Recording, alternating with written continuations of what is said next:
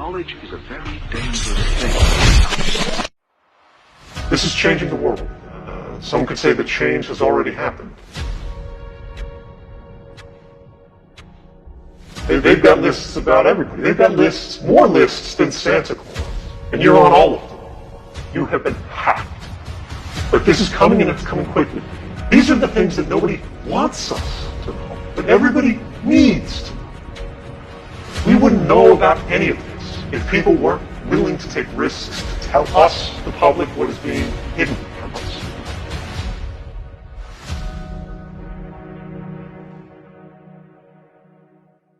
Whenever a great institution, a great power, a great government is embarrassed, or their policies are called into question in a way that challenges their power on a fundamental level, right? Not at the edges, not a way they can easily change, but something that goes right to the heart of what they claim an authority is that belongs to them and them alone. They say these people are traitors. Do you think he's a traitor? I know he damaged the country, and the Obama administration will deal with it. I've got to be careful here, Major, because Mr. Snowden is under indictment. He's been charged with crimes, and I can't weigh in specifically on this case at this point. You think Edward Snowden was a traitor in revealing that? I can never condone what he did. You know, he stole millions of documents. And the great irony is the vast majority of those documents had nothing to do with American civil liberties, privacy, or anything affecting us here at home. They were about information we had vis-a-vis China, Russia, Iran, others. If I am a traitor, as these generals and presidents and all these figures say, the John Kerrys of the world, who is it that I betrayed?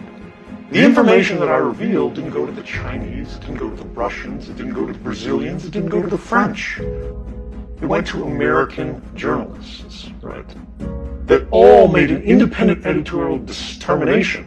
Not just this is what some crazy guy at the NSA thought the world needed to know. Not just Americans, but everyone needed to know. But what the newspapers thought the world needed to know. This is why we have a free press and open societies.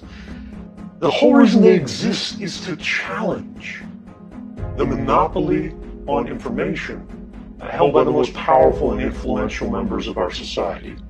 The only things we know about the worst things they've done is because someone took a risk to tell us. And if telling the public about things of vital democratic importance, right? The boundaries of your rights, the kind of world that you live in, is now treason. It's the act of a traitor. That means the government considers the public the enemy. And if that's the case, that's the side that I want to be on. This isn't about names. This isn't about programs. This isn't about law. The problem is deeper. It is structural. We, our generation, is witnessing the greatest redistribution of power in civil society since the Industrial Revolution. What does that mean? Exciting words, right? How did it happen? A generation ago, surveillance was extremely expensive. Every government had to spend extraordinary sums, amounts of money, to track individuals. To know somebody's location, just their location required teams of officers, both in buildings and out on the streets, that were working across many different shifts. Today, that dynamic is reversed. One guy sitting in front of a desk, in front of a monitor, in the air conditioning, can now track with precision unimaginably large numbers of people. And this is for the first time in human history that this is really possible, both technically and financially, for both governments and corporations. Start to not just see what an individual is doing, but for the mass of the public. And from the things they see, without even using human eyes, but electronic ones, to start to collate, to collect, index, and save nearly complete records of all our lives, all of our daily activities. It doesn't matter whether you're a criminal, it doesn't matter whether you're innocent, because under these regimes of bulk collection, as they call them, or mass surveillance, as the public calls them, things are collected in advance of suspicion, just in case they think it's interesting later on. And they say, well, if we don't read these things, if we simply collect them, it's not a violation of rights, because a human and a machine. The idea of an unconsidered thought, the youthful indiscretion, a forgotten mistake. You know, the picture of us drinking when we were younger at a party that our parents didn't know about. Just being among friends. You know, those are starting to sound quaint for a forgotten time. And these are things that no longer exist. Mistakes that don't follow us. Everything follows us. And think about what that means for just the human psyche. Who remembers precisely what they were doing on this evening just a few weeks ago? How about a few months ago? How about a few years ago? None of you, probably. I don't. But the spies at your intelligence services, they do. They've got lists about everybody. They've got lists, more lists than Santa Claus. And you're on all of them. Think about Facebook. Think about Mark Zuckerberg. He's almost intentionally insulting parliaments in Europe by going, I don't have to answer your questions. I'm too busy. I'll send some, person at the bottom of the corporate structure to go sit in the chair, but my chair will be empty.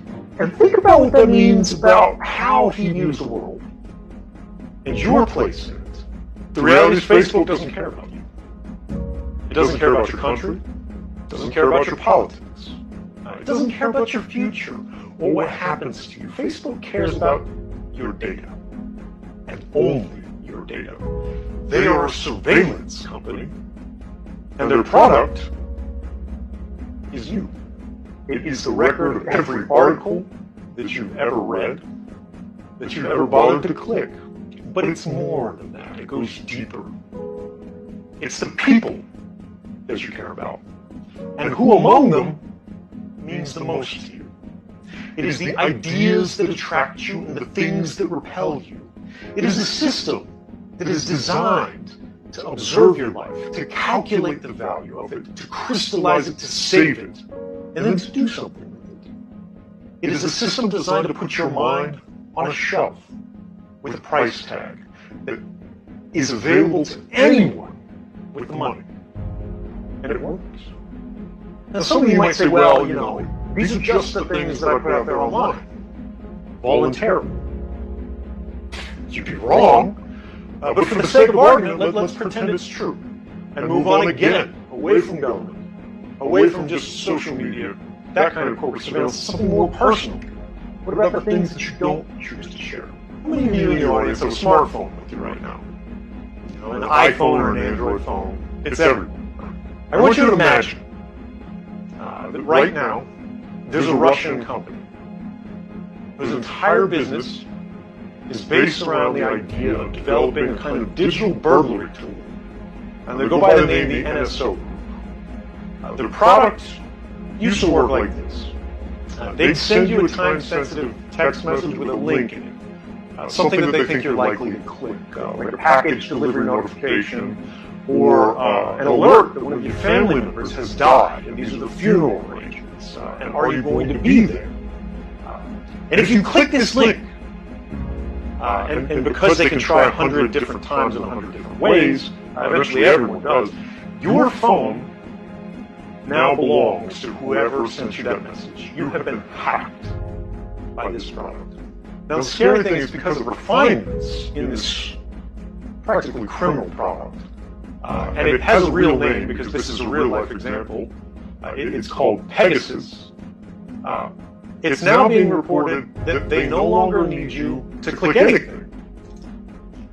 No user interaction is necessary. All they need is your phone number, and they can hack your phone. Now from that point on, everything in the entire history of that phone, they can instantly and immediately copy. And everything that happens on your phone from that day forward, every place you go, everyone you call, everything you read, every photograph, or because they can turn on your camera and they can turn on your microphone whenever they want, not just when you want it. Everything that simply passes by that device, everything your phone is a part of, they are now a part of.